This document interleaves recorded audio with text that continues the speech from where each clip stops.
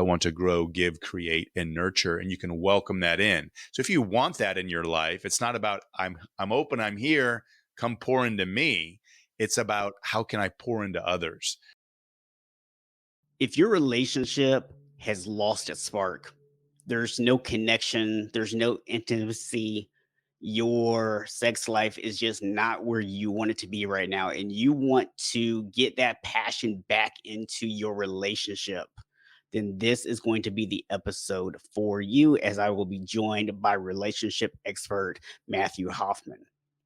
So, guys, welcome to Unshakable Habits, the podcast dedicated to helping men prioritize your physical and mental well being.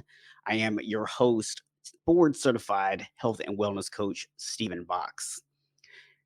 Guys, before we jump into today's episode, I do have a small favor to ask of you. If you could review or rate the podcast for us, there's links down below in the description, in the show notes, where you can actually go onto Apple, Spotify, or Podchaser and leave us a rating or review.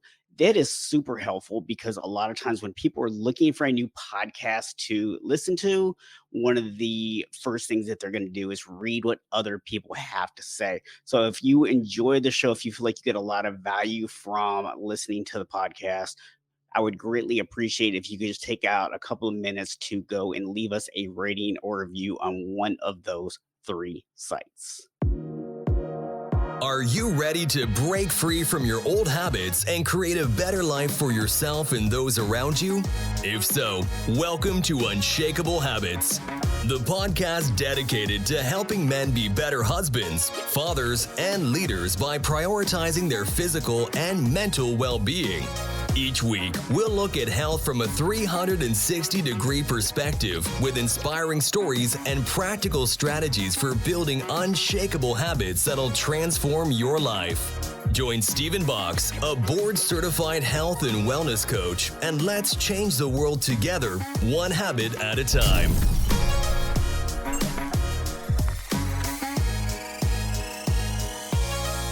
All right, guys, welcome back to the show. I am joined today by Matthew Hoffman from KickAss Couples Nation. So, Matthew, welcome. Thanks, Stephen. Love being here. Yeah, so I'm excited about our conversation today because I think when we talk to most men, or at least I'm going to say when I talk to most men, the experience that I have is there's so much focus on I need to be a provider. I need to make money. And that is the biggest priority in their life. And as a result of that, oftentimes they neglect their health, they neglect their relationships, and they're not intentionally doing it. They just don't have the tools to really focus on those things because most of us have been taught how to focus on our careers. So I love the fact that you're going to be able to kind of help us with that relationship piece today and help men start to understand how do you not only build up those relationships, but how do you start getting more out of them? Absolutely, Stephen. We have, just like women, I mean, men have a ton of responsibility, expectations, images that we think we're supposed to live up to, that society says, hey, if you're the ideal man, we got to look great, right? We got to make a lot of money. We've got to be able to woo and romance the women and be the great father and be the T-ball coach. And there's a lot of expectations. And then within the relationships we're in, sometimes we don't know what those expectations are, or we're striving to meet them because we want to keep providing and showing up the way we're supposed to and expected. Yeah. So I want to kind of go back maybe to the beginning, and if you could just maybe share a little bit about your own personal story and how did you come to realize that this was such an important area? Well, I tell you what, we're working on our 29th year of marriage right now. And after 20 years, we had 3 kids, great house, good jobs. We were engaged in the community and giving back. But I tell you what, we were in the maintaining state. All relationships are thriving, like they're climbing that hill and looking great. They're maintaining or treading water, or they're declining, or sometimes even DOA. And we were just maintaining, Steve, and we were not building each other up.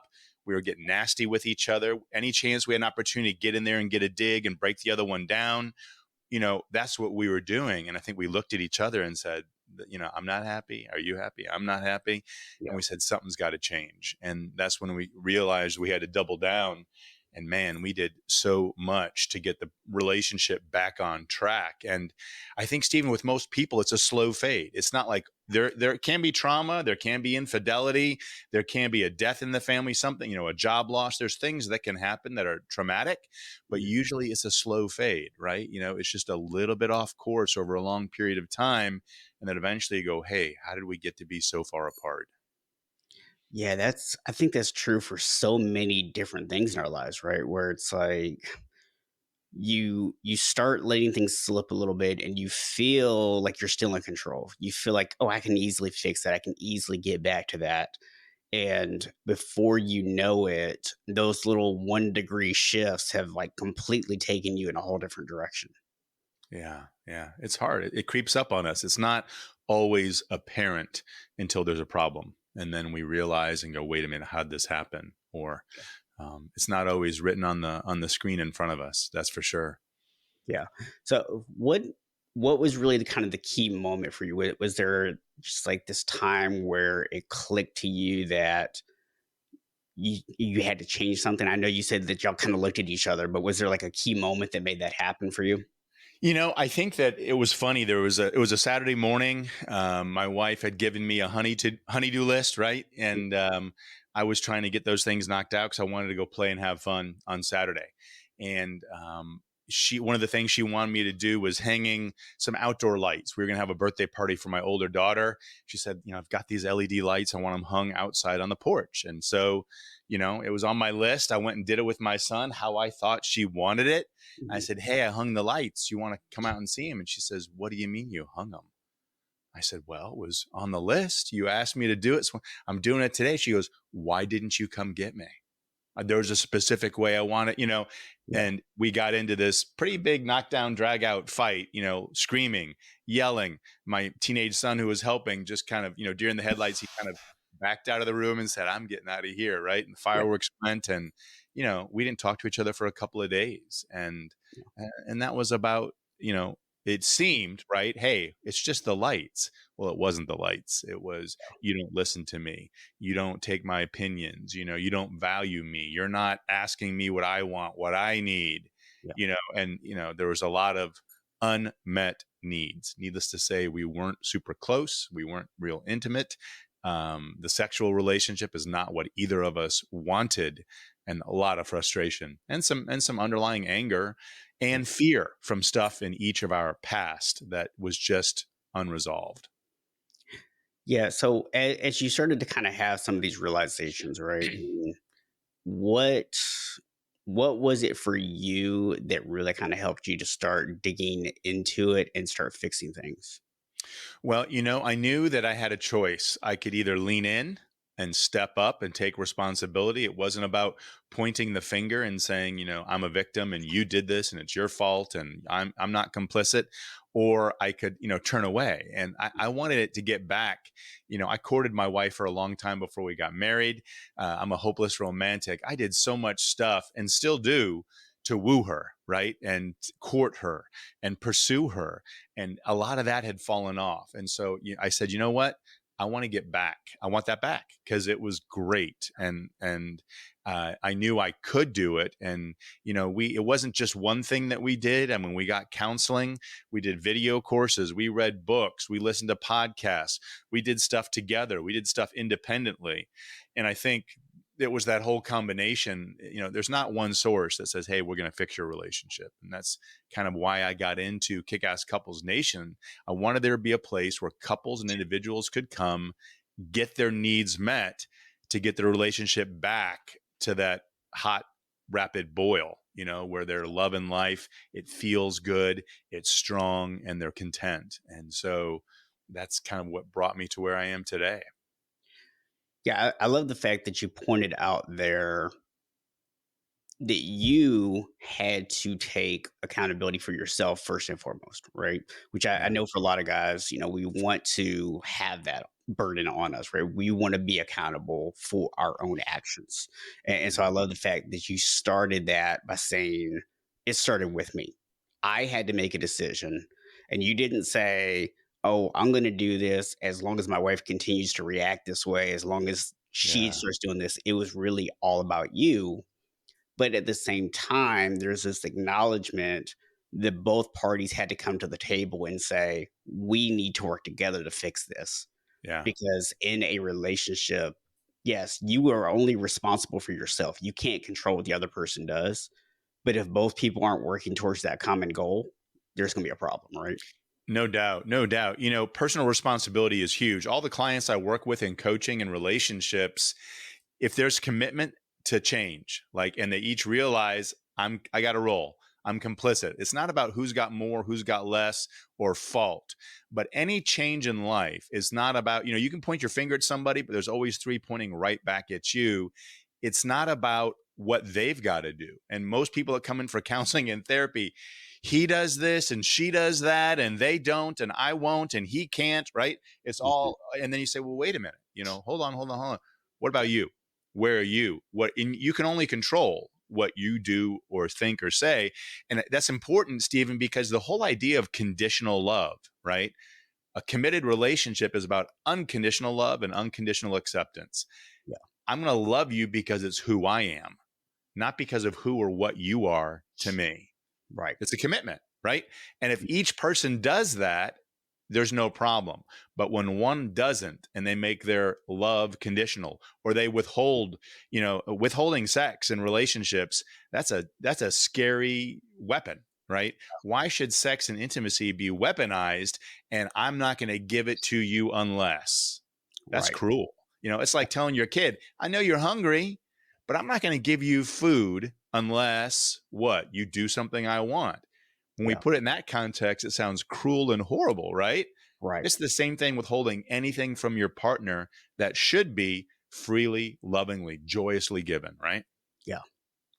Yeah, and I think so often that in relationships, that game kind of starts to get played because people feel like they're being withheld from in other areas, right? So a lot of Hmm. times when women are holding out on sex, it's because they feel like you're not giving them the attention they need or you're not listening to them, right? And so then that's, oh, I'm going to respond this way. Well, then, as the man, you start going, well, if she's not going to give me sex, then I'm not going to do X, Y, and Z. And then, you Yeah. just now had this vicious cycle where because there was no communication, you just are just basically trying to one up each other in the wrong direction. Yeah. Yeah. It's a downward spiral, right? Like we're bringing out the worst in each other. And, when you're talking about doing something for somebody or withholding, if your wife doesn't feel valued or heard or understood, that's the root of the intimacy and the sex. Yeah. So, there's multiple kinds of intimacy. If you ask a guy what's intimacy, they go, well, sex, right? Most men, and it is and can be, but for women, if they say intimacy, what's most important? They're going to say emotional connection and availability, right? Mhm. Being heard, being understood, being valued. And men want to be heard, understood, and valued as well. Like, hey, I love what you're doing. You're capable. You can do it. I'm behind you. And women's needs are similar, but they're just a little different. So it's like if we know how our partner wants or needs to be loved, we got to love them that way. We can't say, man, I don't want to do that, because it's cruel. And if so, it's learning what they want and their needs are. And then, man, doing a bang up job of supplying it. And the great sex and intimacy, Stephen, is a result of you doing your job well. It's the Yeah. outcome. It's a natural outcome, and that's how you get there. Yeah. And I think for a lot of guys, and we'll kind of back up and start going through some of these stages and stuff here in a second, but I just want to kind of keep with the flow of what we're talking about here for a minute. I, Sure. I think for a lot of guys, there is this history of I've tried that. Right. And when they say I tried that, it's very similar to I'm going to compare like when people try to lose weight and they eat healthy for like a week and they're like, well, I didn't lose 20 pounds. So I'm just that stuff doesn't work. Right. So it's like you listened to your wife for like a week, or you did the dishes for 3 days in a row, and you're like, well, we need to start having more sex. So clearly that stuff doesn't work. Yeah. Yeah. No, Benjamin Franklin has a great quote. He says, "Many strokes fell great oaks." If you have a small hatchet and you got to take down an oak tree, it's a lot of little strokes, right? Or in the relationship context, there's a phrase that says, "Small things often." It's not one thing. I did the dishes. I cleaned the house. I told her she looked pretty, right? Those Mhm. are little things, but a lot of those over time, consistently, you're making deposits in that emotional bank account. And when a woman feels that account is full, right, she Mhm. feels great about giving. But when that account is low or even overdrawn, it's like, man, I don't have anything to give. I don't feel good about giving because it's going to deplete me more and I'm already depleted, right? Yeah. And so I think what we have to understand, and this works for men as well. It's the same concept, right? Men want to hear that their partner believes in them, right? Mhm. And that they're behind them and that they appreciate what they do. My wife the other day said, "Man, you are working your tail off to make things happen. I just want to tell you, I'm grateful. I see it. You're not a slouch. You're not a slacker. I'm so glad I'm married to a guy that is such a go-getter and is really after it like you are." Right? She didn't need to say that, but did it make me feel good? Heck yeah. My shoulders were back. My chin was up. And I'm like, she's recognizing what I'm doing. And that, makes me feel good. Yeah, and I think so much of it is about intentionality, right? When we go Mm, into it with the mindset of, I'm going to start doing X, Y, and Z so that I can get this desired result, things will backfire because what starts happening is human nature. We're all going to do it. We start taking shortcuts. We start trying to figure out little ways to make it look like we're putting in the work when we're not really putting in the work. right. And the thing is, people can sense when you're not being authentic. So when you are doing something strictly for the purpose of trying to get your spouse to have more sex with you, we'll say, for example, she may not sit back and say, he's just doing that to have more sex with me, but she can tell you're not being authentic. And when you're not being authentic, the connection's not going to be there, right? You're right. I mean, motive is huge, Stephen, with anything in life. I mean, that happens in work. Like your partner or your office or your boss, they know what your motive is. They can feel why oh, he's just sucking up to me, just kissing up or saying the right things, right? Or, oh my gosh, I didn't ask them to do this, but they're just doing it because they felt there was a need and they wanted to get it done. And there's the challenge in most relationships, Stephen, and where there's damage is there's conversations that need to happen and they haven't, or they don't, or they won't. So we're talking about, I've had this conversation with my wife. We talk about our desires, our wants, and our needs about everything: Yeah. finances, vacation, the kids, household duties, sex, intimacy. Not too long ago, I asked my wife this exact question: "How would you like to be loved tonight?" Mm. Right?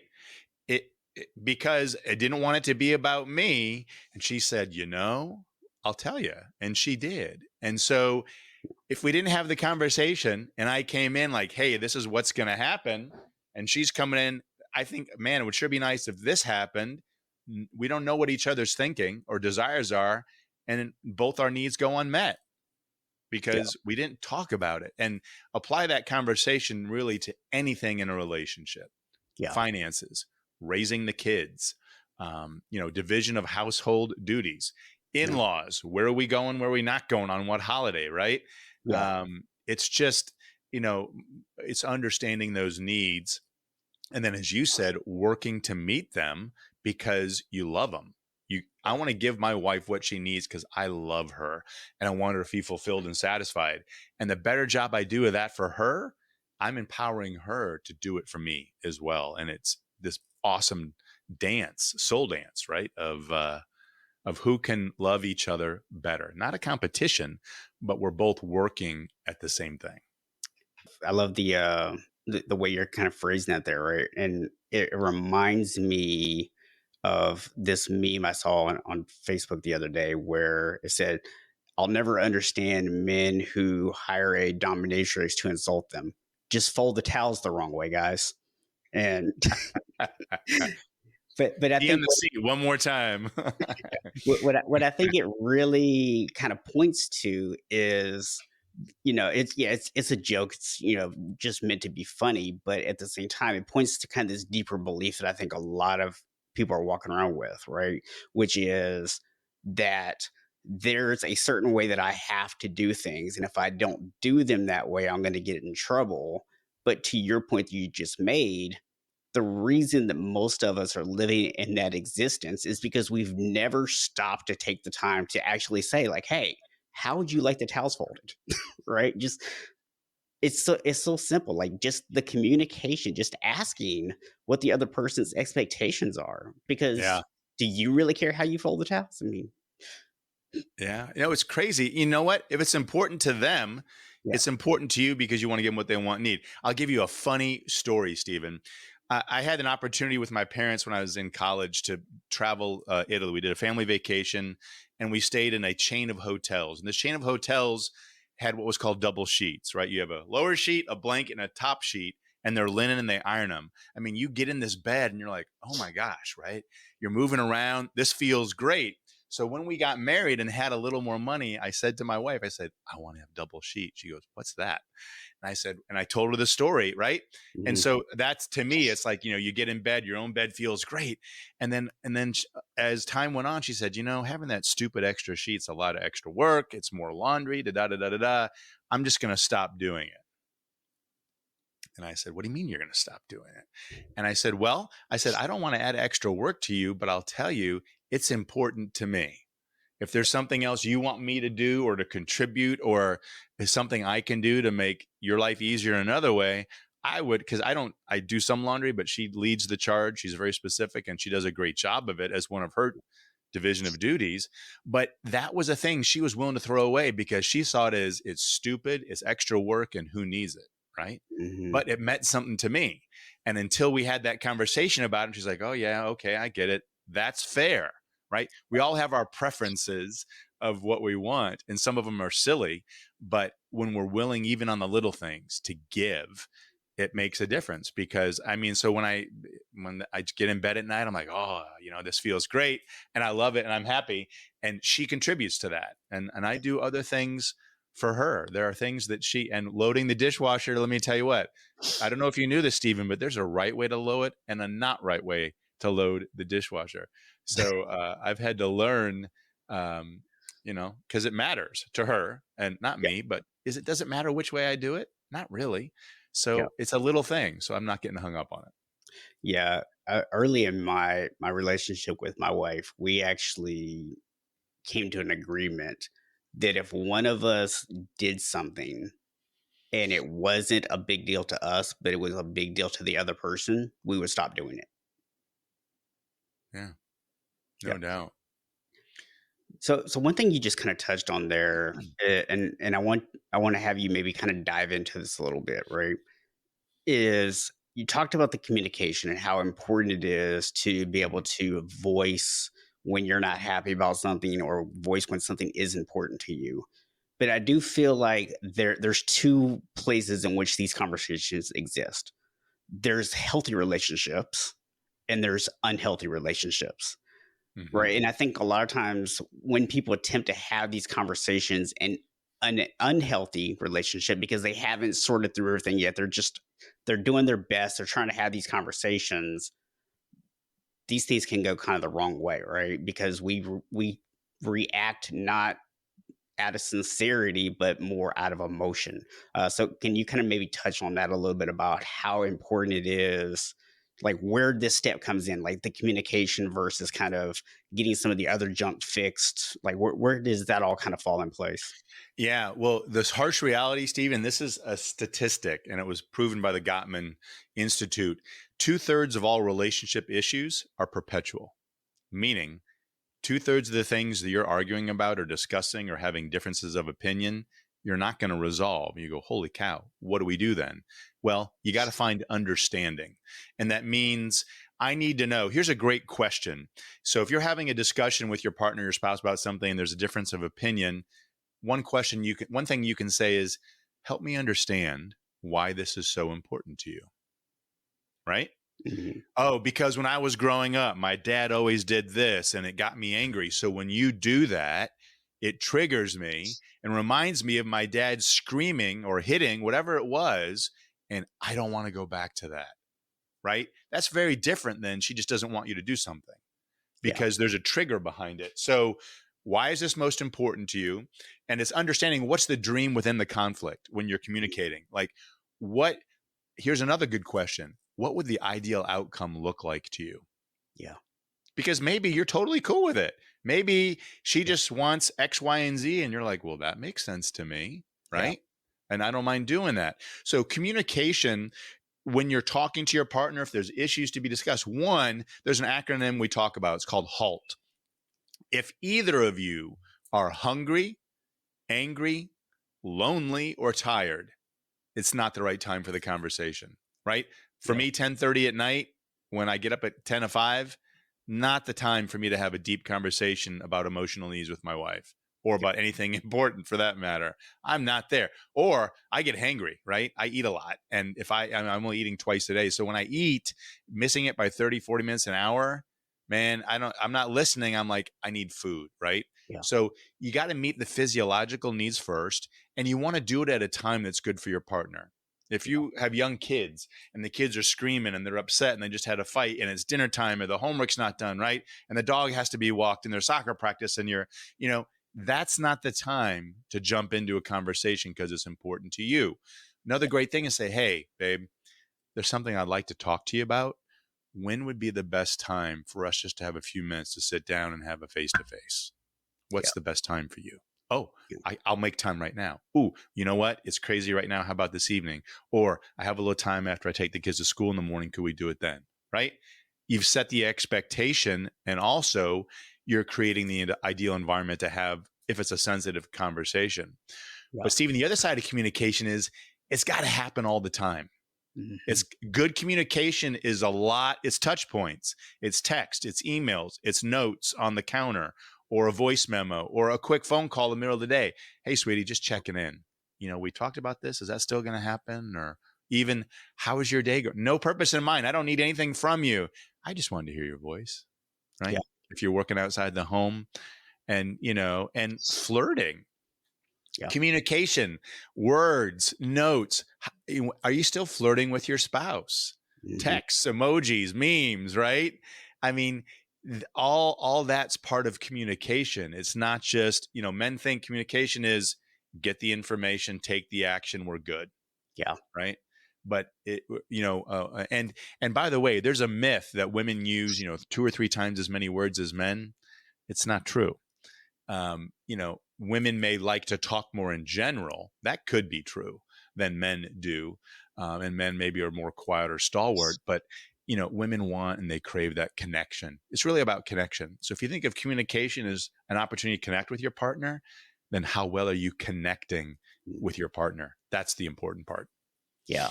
Yeah. I think that's a really great point, because so many times, as men, we see ourselves as problem solvers, right? Mm. So it's, yes, like you said, I need to get the information because there's a problem. Something's not right. I need to fix it. I just need the information, figure out what the steps are, and then I can fix it. And we're sitting here telling you guys that the information that you need is in the steps, right? You have to take the steps to get the information, which is kind of the opposite of what most of us have learned to do, right? We get the information, then we figure out the steps. The step is that you actually ask questions, that you communicate, you talk to your spouse, you figure out what it is that's important to them. That's the information that you need. Then once you have that information, now you can figure out what the other steps are, but you've got to take that first step of getting that information, right? It's not just a simple matter of, let me take what I think needs to be done and go do it. Yeah. I think, Stephen, what you're alluding to reminds me of the term emotional availability, right? Yeah. Our partners want us to be emotionally available. That means willing to go there. I'm working with a couple right now, and the woman says about the guy, he doesn't want to share much about his history, emotions, and what he challenged with. And he's just thinking, I'm just trying to be efficient and get things done. And she's saying, to be intimate more, Mhm. I got to have a better connection with you. You got to share. You got to go deep and let me in. And it Yeah. hasn't been expedient or desirous for him. And I think he had the realization, what I'm hearing is that I need to be more emotional. It doesn't mean crazy and out of control, but it means willing to share things that you feel, Yeah. which may not make sense, might not cast you in a great light, you think, but you're being vulnerable, and women crave vulnerability in their Yeah. man because that's how they connect. That's how they relate. So all you're doing is meeting their needs by digging deep and bringing it out. Yeah, so let's actually touch on that for a second because I think a lot of men, when we start talking about these things, maybe get the mental picture of they're supposed to be lying on the couch, with their head on their wife's shoulder, bawling their eyes out, talking about some trauma from when they were 7 years old, right? And that's not what Right. we're talking about here at all. No, So it's can you not. paint Yeah. a picture what this looks like? Yeah, really. I mean, when I think of some of the mentors and the strongest men and people I look at, it's men who are in touch with their emotions and their selves, and they're willing. It's really about bearing your soul, is what it is, and it's your deep. Do you share? And this is about hits on that communication thing again. It hits on commitment. Do you know your partner's deepest dreams, desires, and fears? Like, have you ever asked your partner, your spouse, the question, what are you most afraid of? I asked my wife that question. You know what she told me? She said, of dying before my kids get married and have kids and I see their lives. She goes, of missing out on their lives. Or she said, or you predeceasing me and I don't get to share that life with you. That was a fear of hers. And we had to talk about that, and it helped me better understand. And I shared my fears, of not being around, or of not, or being alone, right? And not, it's similar. We had some similar fears, or, not being enough, not giving her, loving her, my children, my grandchildren, not being able to do enough to set them up for success. It's one of my fears, right? But we had the conversation, and I'm not weak because of that. She's Mhm. looking at me and going, wow, he was real. He's willing to share. And I'm also modeling that behavior to my kids. So they're Yeah. looking at my wife and I and going, that's what a good relationship looks like. And both my kids that are older, and one's 25 and 3, our oldest, they're in serious relationships. And so we're modeling to them what we think a solid relationship looks like, because we want them to have that standard in their own lives. Yeah. Yeah, I think that there's maybe this other issue that pops up for a lot of men, right? Where I alluded to kind of at the beginning, where most of us have been taught that our primary value is being a provider financially and being a protector, right? And so I think for some guys, it's easy to sell them on the idea of getting healthy because they can see themselves as a protector. Okay, I need to improve my health so I can be a protector. Or when we start talking to them about you need to work on your health so that you can continue to work, so that you can continue to provide financially. I think those are easy sales for a lot of guys because it's very practical, it's logical, it makes sense, right? But when we start talking about the importance of prioritizing your relationship, I think this is where a lot of men start to get in trouble because they see their only value in the relationship, what they bring financially. Yeah. And that's an important element. Being a provider is a huge responsibility, and it carries a lot of weight and a lot of, focus and attention that's required for that. But one of the things I talk about all the time at KickAss Couples Nation in our coaching is your partner, your spouse needs to be your most important human relationship. I'm not talking divine, that's first. My wife knows that I've come from a Christian faith, and my commitment to God is first, and she's second, and I'm third. And she would make the same claim. So we're in alignment on that. But after that spiritual and soulful connection, there is no other person more important or first place than her? Not our kids, not my parents, my family of origin, not my siblings, not a friend, not any other family member, no one. I mean, I love my kids, but they're not first. Yeah. This is not a kid-centered relationship. It's a wife, because our healthy relationship will do more for them than if it's great and strong. And yes, we love them and we take care of them. We don't neglect them. But what are you putting in front of your partner, your spouse? Is it your work? Is it your workout? Is it alcohol or pornography? That's a pernicious whole nother topic and slope right there. Yep. Is it, is it gambling? Is it your mom? Because no, my mom was there way before you and she's, and she's first, right? There's all kinds of things we can put first. And the danger is that when that person knows they're not a priority or they're not on your thought first, then, well, why should I be there for them? Right. Yep. I mean, and as we talked earlier about that slippery slope and that downward spiral. Yeah. And I think you really kind of highlighted there something that doesn't get talked about enough these days is, I'm not sure exactly when this started happening, but at some point, our society decided that children were the most important people in the house. And I don't have any kids myself, so I don't normally talk too much about this, but it's something that I've observed in a lot of my friends, where if they're not happy in their relationship, it's always, or at least it seems to me from the outside, from what they share, that it seems like always one of the biggest sources of stress is the kids, because they're so busy prioritizing the kids. I got to take the kids to this practice. I got to take them to this. I got to get them enrolled in this. We got to get them in this school. We got to do this. And their entire life becomes so much about the kids that they completely neglect each other. Yeah. Yeah. And what are you teaching your kids other than to neglect their spouse in the future and make their kids more important? At what point are you really doing your kids any good there, right? And I love the fact that you pointed out you're modeling for your kids right now. Yeah. My wife and I did a parenting class together back in the days of cassette tapes and VHS, right? And workbooks that we wrote in. Yeah. And we, and in the course, it came through with an idea that I loved, and it's the children are a welcome addition to the home. Yeah. They're not the center of the home. Yeah. When you make the kids the center of the home, a lot of couples, when the kids go off to school and they're empty nest, it happened to my parents. My parents got divorced after 26 years of marriage because I went to college. My dad was sitting across the dinner table from my mom and he goes, "Kids are gone, you and me, and our relationship sucks." Because it was a child-focused relationship out of necessity or out of fear, because they didn't want to face the issues they had between them. And a lot of couples go through that. They're like, shoot, it's just the two of us now. How do we do this? Right?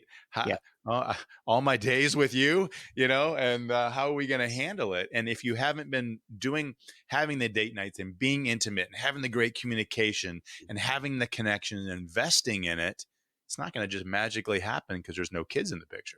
Yeah. You may not know this off the top of your head, but if you do, I would kind of be curious to hear it. What is the numbers on divorces after the kids leave the house? Are they higher at that point? I mean, the divorce statistic in general, I don't know if you knew this, is 50%. Yes. 1 in 2 relationships fail. And the average tenure of the first relationship is 7 years. And then if you go to second and third relationships, the divorce rate gets higher and higher. So it doesn't get better if you're hopping because you think, oh, I was just in the wrong relationship. Not that second relationships can't continue. So I think one of the points that you talked about is the empty nest syndrome. And I think more divorces happen in that.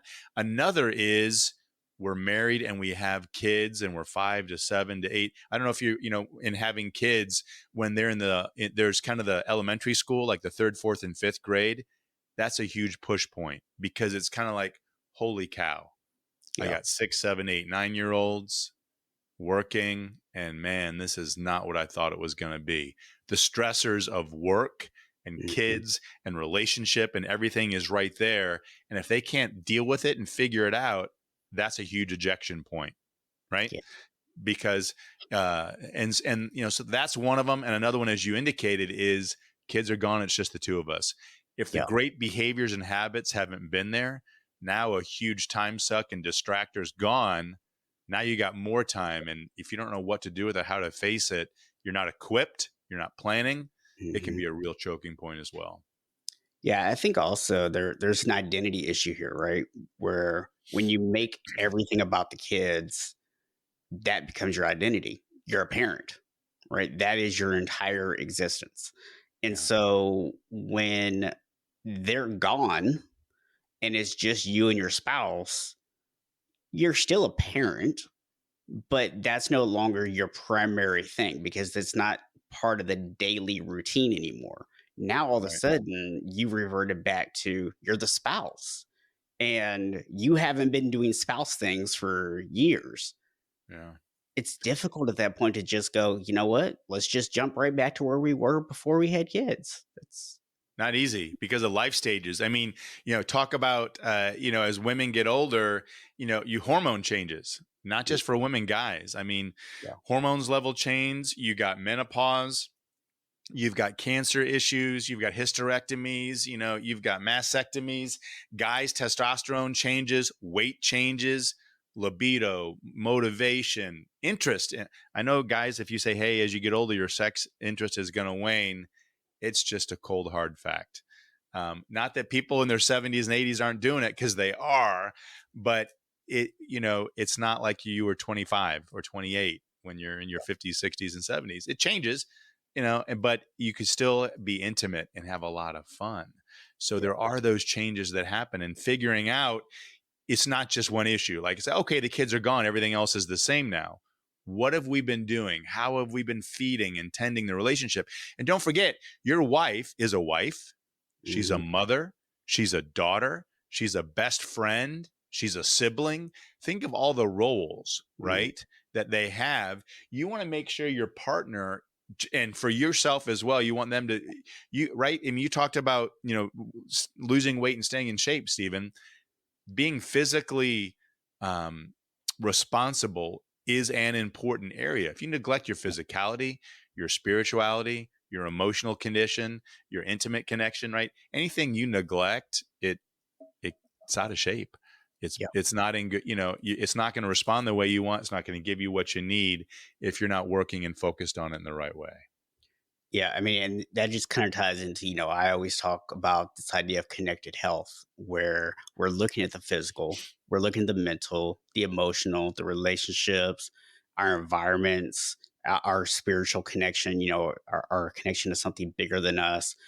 And all of those areas have to be taken care of. Now, the good news is we can strengthen every last one of those by focusing on one, but it's a matter of they all need some attention, right? We can't just neglect any of them. And I think for so many of us, the daily grind starts to wear on us. And a Hmm. huge part of the reason why the daily grind wears us so much is because we're lacking that connection in our relationships that you talked about earlier. Yeah. Yeah.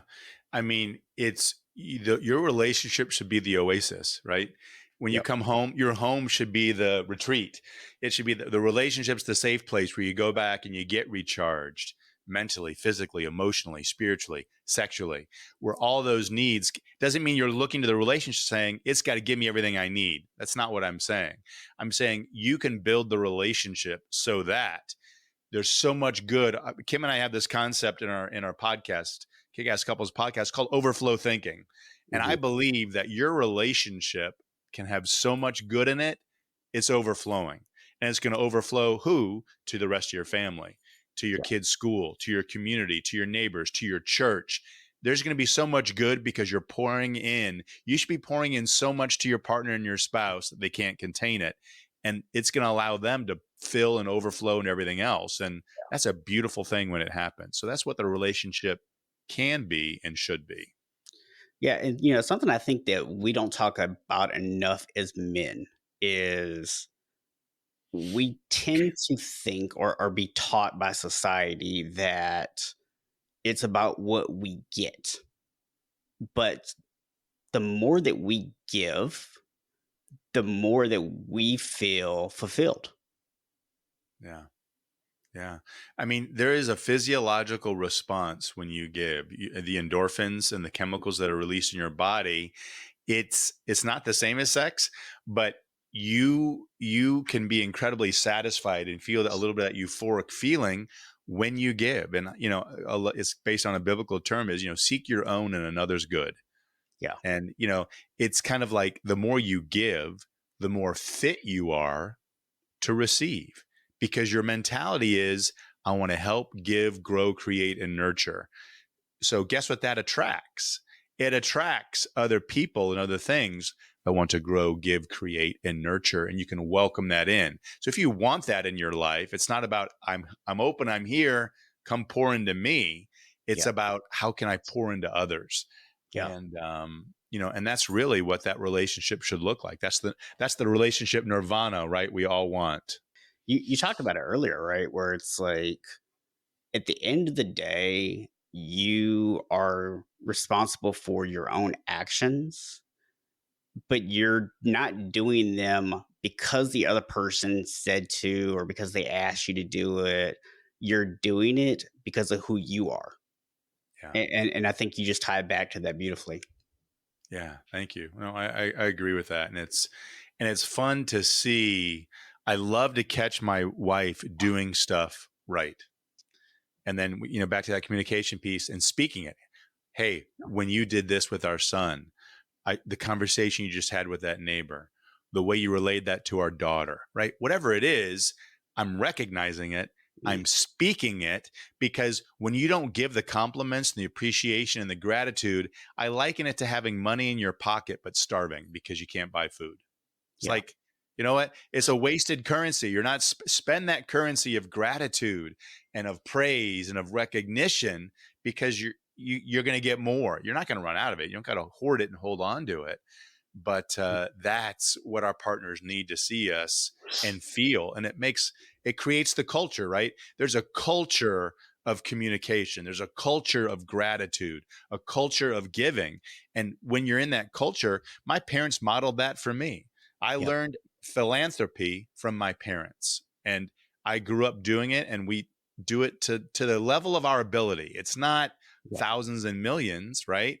But Right. we give to what we can give, and we stretch ourselves because it is the culture that was created. So the question Yeah. I'd ask back is, what kind of culture are you creating in that relationship? Yeah. Is it giving, loving, supporting, overflowing, or is it conditional and based on what you get? Yeah. And I'll share a quick story here is I remember years and years ago, I wish I could remember the book. It might have been the 1 minute salesperson, but I don't remember for sure. But this is like early in my career in sales. And it talked about how if you're not careful in a sales process, you will put yourself in a position where the customer will give you a compliment, right? Because compliments are free and it doesn't cost them anything to give you a compliment. And therefore, they've now fulfilled their obligation because you gave them something, they're giving you something back, right? And I point this out because I think it's a good reminder, not because we're talking about sales, but because it's that reminder that compliments are free, right? It's taking that moment to actually communicate those things, like you just pointed out, to your spouse. It costs you absolutely nothing. It's the easiest thing you can do. It's like the most practical first step that anybody can take. Yeah. What do you appreciate about them? We've got a thing called the Greatest Gift Challenge, and it's behind me in a frame on my desk, Stephen. And I did this for my wife when she was doing a work project, and I was off kind of at a retreat having fun with old camp friends in a summertime. And I wrote down in a text, I said, these are the 10 things I love and appreciate about you most. And I sent her this long text, right? She Mhm. was busy working on the trees, hauling and cutting, struggling without me there. I felt a lot of guilt. But she called me later and she said, "That's one of the nicest gifts you've ever given me." And she goes, "Made me cry." Right. And then she did it for me, and I have it framed on my desk. Whenever I need a little boost or a pep, I go back and I read it. And what a gift. What did it cost her? A few minutes just to Yeah. write some ideas down on paper. And, but man, the impact is huge. Yeah. I love that too, because having a gift like that, I'm sure also allows you to occasionally kind of look at that list and check in and go, am I still being that man? Am I doing those things? Am I still doing the things that my wife loves the most about me? Yeah, absolutely. Accountability. So Matthew, I know you have quite a few pillars that you talk about in the KickAss Nation. Let's make this super practical for people, though. Okay. Where if someone's well, first of all, let's actually take one step back here. Let's talk about what are the different phases of relationships, and then let's maybe kind of talk about what is the first step to take, depending on what phase you're in. Yeah. There's a lot of different stages. The first one is kind of that romance and fantasy, right? Of, you're starry eyed and like, oh, I'm in love. And isn't this great? Right. Then there's the reality phase where like, okay, wait a minute, this is work and it's not always wonderful.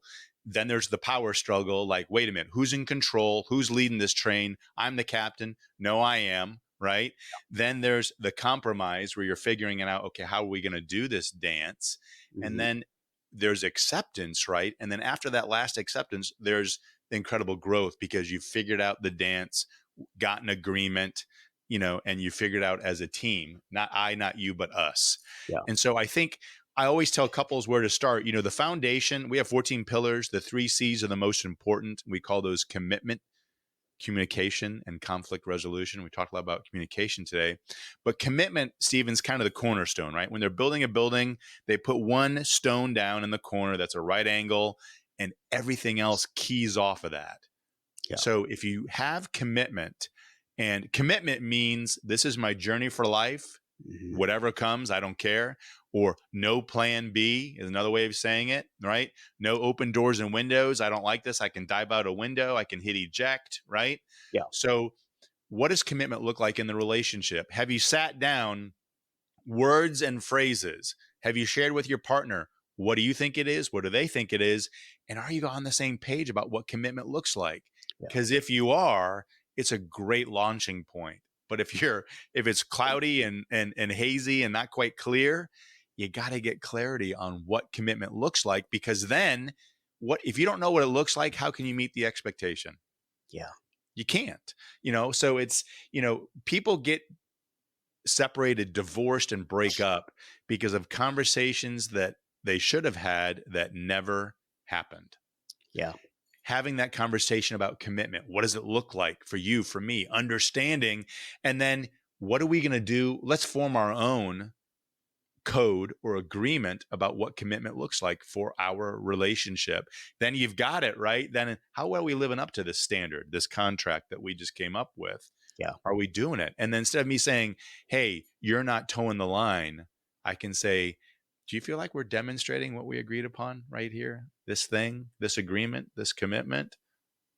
And it's impersonal, but it's a standard. And that's where I would start. Yeah.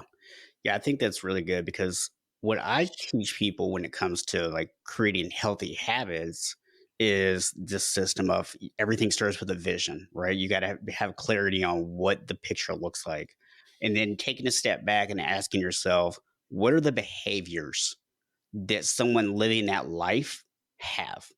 Mm, And then how do I start taking those behaviors and making them who I am today so that I can start right. becoming that vision? And when we're talking about our relationship, you can't have your vision and she have her vision. You have to have a vision together. And Yeah. that really, I kind of think, speaks to what you just said about it's that commitment. You both have this common vision that you're working toward. But if you don't have the communication piece, if you're not communicating it to each other, then how do you know if you're working toward it? Yeah. I use a phrase, I, you, and us. Before you get married, it's I and you, right?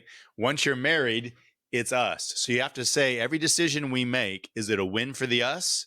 Because if it is, we both benefit. But if it's good for me and not you, then it's not a good decision, because we don't want to make a lot of decisions in our relationship that bring one forward and hold one back, because that's a recipe for disaster. Yeah.